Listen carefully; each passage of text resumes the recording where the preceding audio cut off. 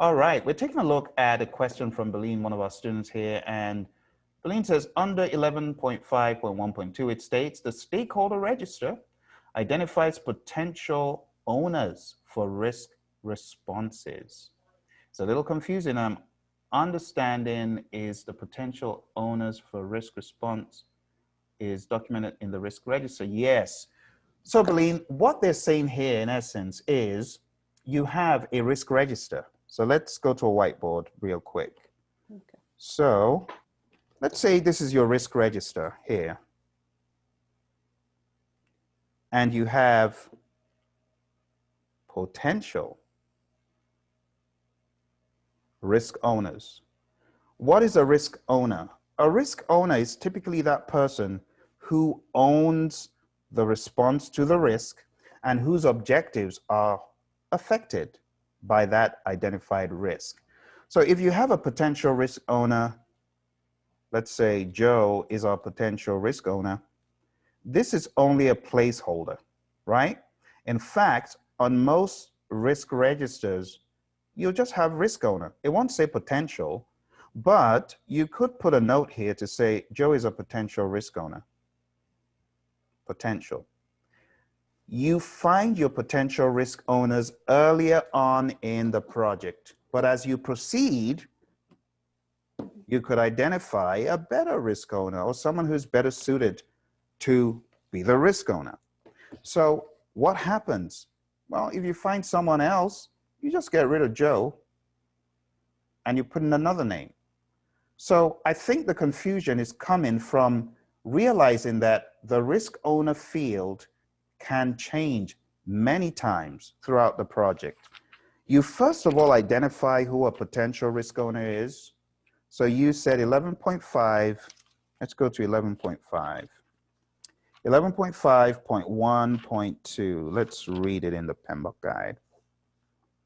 So it says, the risk register contains details of individual project risks that have been identified, prioritized, and for which risk responses are required. So by the time you get to this process of plan risk responses, right? You already know what the risks are. You've done your qualitative risk analysis. You've done your quantitative risk analysis. And now you are beginning to look more introspectively to plan how to respond. So let's read a step further. It says, the priority level for each risk can help guide the selection of appropriate risk responses. For example, high priority threats or opportunities may require priority action and highly proactive response strategies. Threats and opportunities in the low priority zone may not require proactive management. Okay, that's not what we're looking for. We're looking for the mention but of at the bottom it says stakeholder register, the last yes, thank you. So the stakeholder register identifies potential owners for risk responses. So actually this is going to live finally here, okay? Mm-hmm. But the stakeholder register could give you inkling as to who could own it by virtue of who they are on the project. So if you have a departmental manager and you've got a risk and you know that that risk will affect that person's department, well, this is one of the ways you can begin to identify ways of engaging stakeholders. So it would be prudent to, in your stakeholder register, maybe begin to identify who could be a potential owner. But that is not where it's going to live. Mm-hmm. The place it's going to live is your risk register. Okay. But your stakeholder register could funnel you with this information. And let me just show you one more place where this is mentioned, because there's a lot of overlap here. There's a lot of overlap. So let's go to 11.2, I believe it is, because you'll begin to see page 417. So if you take a look at identify risk, the output, the risk register, right from the get-go, the potential risk owners can actually be in the risk register from this angle, from identify risks. So it says, where a potential risk owner has been identified during the identify risk process, the risk owner is recorded in the risk register. This will be confirmed during the perform qualitative risk analysis process. So there are many places where you have the opportunity of identifying who is a potential owner. And then they talk about qualitative risk analysis being another place where you solidify. But actually, you do this in iteration. So, I mean, that is not entirely correct. You could change your risk owner in different parts of the project. But then again, if you read on page 411, they stress this even more. It says, when describing and recording individual project risks, right there in the middle, a consistent format should be used for risk statements to ensure that each risk is understood clearly and unambiguously in order to support effective analysis and risk response development. Risk owners for individual project risk may be nominated as part of Identify risk process and will be confirmed during the performed qualitative risk analysis process.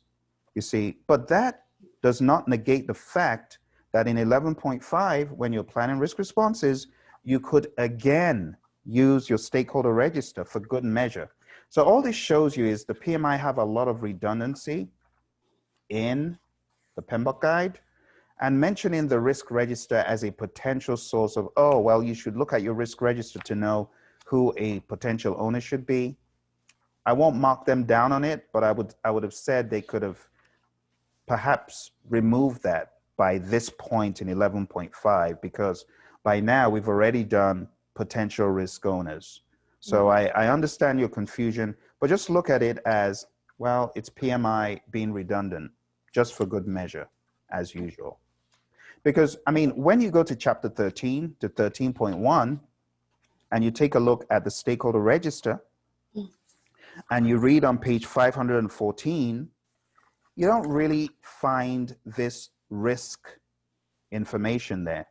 Yeah. But that is not to negate that it cannot be a place where you note, all right, this person is the VP of sales, this risk is sales related, or we have an overall project risk that is sales related. This could be a potential risk owner for that risk. It would be proactive of the PM to do it. And all PMI is saying is that at this point, when you are planning risk responses, you could use that as an input or as a source of information. Does that help?